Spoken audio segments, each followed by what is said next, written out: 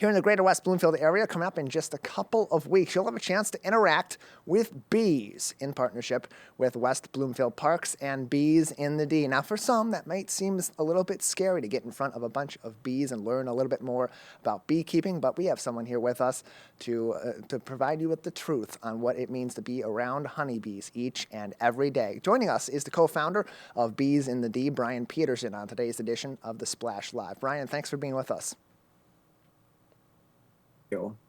Yeah, glad to have you on the program as you're partnering with West Bloomfield Parks for a couple of sets of events. One that's happening in May and one a little bit later on in the summer. Beekeeper for a day, and it's going to provide a hive tour. Now, for those that maybe aren't familiar, I don't think many people may know that we have some beehives that are purposefully placed throughout West Bloomfield Township to help not only support our bee population, but also make some delicious honey that is made right here in the Metro Detroit area. Tell us about some of our local hives. Yeah, so we love our partnership with West Bloomfield Parks, and we have hives at Carner Park where the community garden is. It's a great fit so that the garden is being pollinated. And we love to educate people about our pollinators using those hives to share about bees, and not just our honeybees, but a lot of our different local bees that are a part of our communities as well. And this is going to be happening on May 19th from 10 a.m. until 12 noon at the Carner Farm in West Bloomfield. You can register to attend this event right now as we speak on wbparks.org. And so, as we get closer to this event, and we're heading toward the peak season really for the beginning of honey season and bee season here in the greater West Bloomfield area and across the state of Michigan. What inspired you in this partnership with West Bloomfield Parks to create this event to show people what a day in the life of a local beekeeper is kind of like? Well, one of the key pillars of Bees in the D, our nonprofit, is education. And we feel it's very important to help educate people about our pollinators and how they are so instrumental in our food industry, but also our ecosystem. And what better way to do that than with some of the local community parks? And West Bloomfield has been one of our largest supporters in getting the word out there and helping to educate people. And it's really exciting for people to just get a taste of what it feels like to be a beekeeper. It's not that they're committing necessarily to be a beekeeper, but we get them suited up. They get to go into this incredible world and get to see what is happening in those hives. It's so complex. They're considered a superorganism, and after the tour, trust me, people understand why. What are some of those common misconceptions that people do have when they go out to these events with Bees in the D, not just in West Bloomfield, but across the Metro Detroit area, that are most often getting squashed when they do have an experience like this with some of our local honeybees? Well, the first thing is we tend to just plop every kind of almost flying insect into the category of bees. And they're actually a lot more diverse than what people realize. In Michigan alone, over 460 different species. But wasp also do exist. And we tend to always say these bees are so horrible. If we're at a picnic, the bees are bothering me. Those are actually not bees at all. They are a wasp known as a yellow jacket.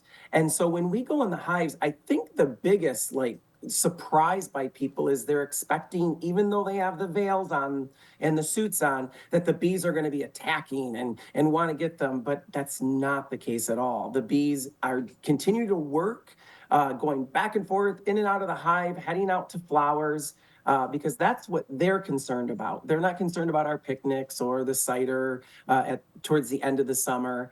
And so people are very surprised at how docile the bees are and how they almost are like, welcome to our home. Just, close up when you're done and make yourself at home. Take a look at what's going on in here.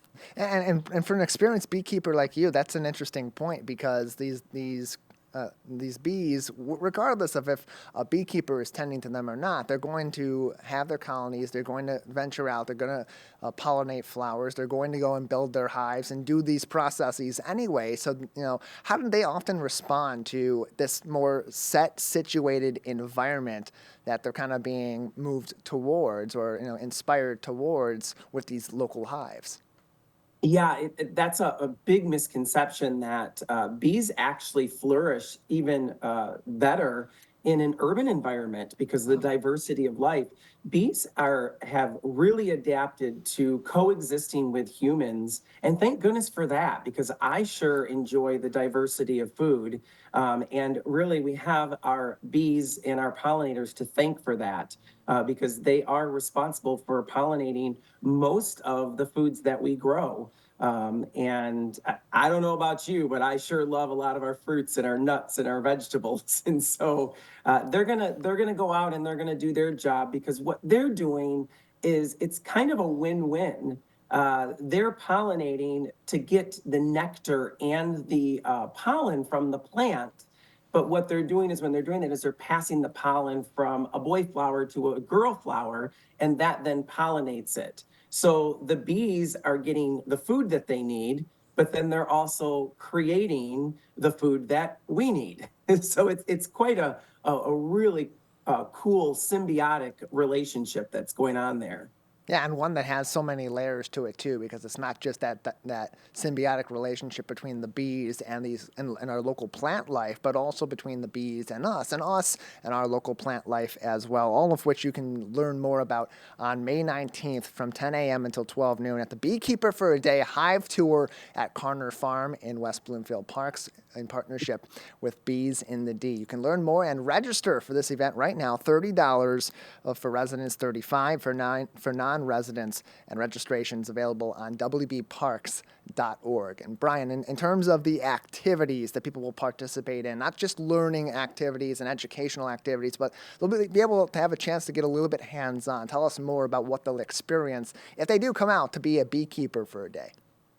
Yeah, so I always start it with education, talking about it, expectations. I like to hear what they think, especially if they've never been in a hive, what they're expecting. And then we actually suit up. We get on the bee suits, the gloves, the veils, and then we head into the hives and we open up the hive. We do use the smoker. I show them the basic tools that beekeepers use. And then we can take some of the frames out and we get to look for many different things in the hive. I want to show them the whole life cycle, looking for some egg, the larva state, and the pupa state, and of course the adult state. And we're looking for actually the girl bees, which are the workers in the hive, and those are the ones you see in your gardens that are foraging. But there's also drones, which are boy bees, a little bit larger, that we'll look for, and then of course that needle in the haystack, we're going to be looking for royalty herself, the queen bee, which we don't always see, but there's one per hive. And it's always fun when we get to explore and possibly see the queen bee as well. Only one way you can do that. You got to be a beekeeper for a day with Bees in the D at West Bloomfield Parks at Carner Farm on May 19th from 10 a.m. until 12 noon. Again, more information on this event and ways you can register on wbparks.org. You can also learn more about Bees in the D on their Facebook page at Bees in the D. Joining us is their co-founder, Brian Peterson, on today's edition of the Splash Live. And Brian, as you've done these events, not only in partnership with West Bloomfield Parks, but at so many other locations in the city of Detroit and around the Metro Detroit area, what have been some of those special moments that you've experienced? Tell us about a couple of them maybe that you've experienced where you've seen someone, see that impact that bees really can have on our communities. Yeah, I love to see some of the misconceptions just melt away, where people actually even have great fears. And I'm so proud of them for being willing to try this event. And they walk away going, wow, like that was nothing like I expected.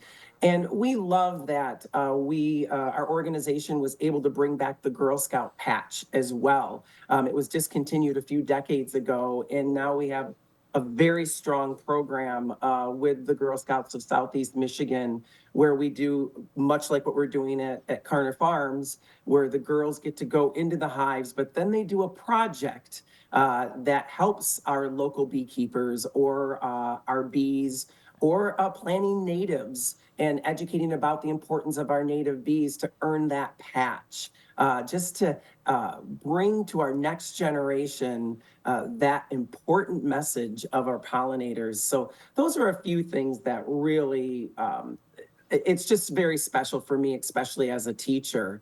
But I also, we get to do a lot of fun stuff with honey. You mentioned honey, and it is a byproduct. And luckily, the bees are very productive and they make extra honey. And so then we get to enjoy that. But it goes beyond just putting it on your biscuits. We have taken some courses where we now are honey sommeliers, much like a wine sommelier. And so we have events that we do where we actually educate you of how to smell and taste honey properly, much like you would wine. And so we have some of those events coming up. We're doing a honey pairing where we pair our honey at Bee Nectar in Ferndale with mead, which is a honey liqueur.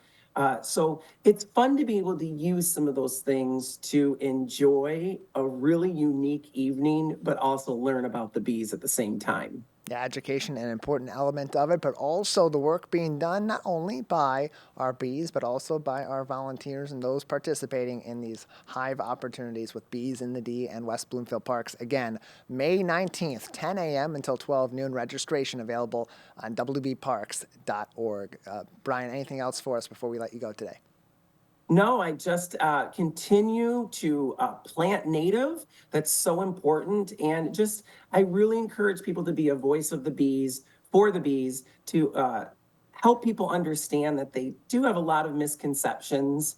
And it is swarm season. So I think it is worth mentioning that bees sometimes will split up apart from their hive and form this large ball of bees. It's a little intimidating, but instead of spraying, contact us right away and we'll come out and collect that so that we can put them in a hive where they can be safe and monitored and taken care of. And please join us, like you said, on our webpage at beesnthed.com under events. We have a lot of fun events that you can get involved with, learn more, or even volunteer, including the Beekeeper for the Day with West Bloomfield. So, so fun. Join us. I promise it will really be an experience that you have never had before. It'll open your mind to something so important to our local ecology, our bees. Brian, thank you so much for your time. Always a pleasure to be with you. Thank you. Glad to have you on beesinthed.com, Facebook at Bees in the D, and of course, learn more about their Beekeeper for a Day event in partnership with West Bloomfield Parks on wbparks.org.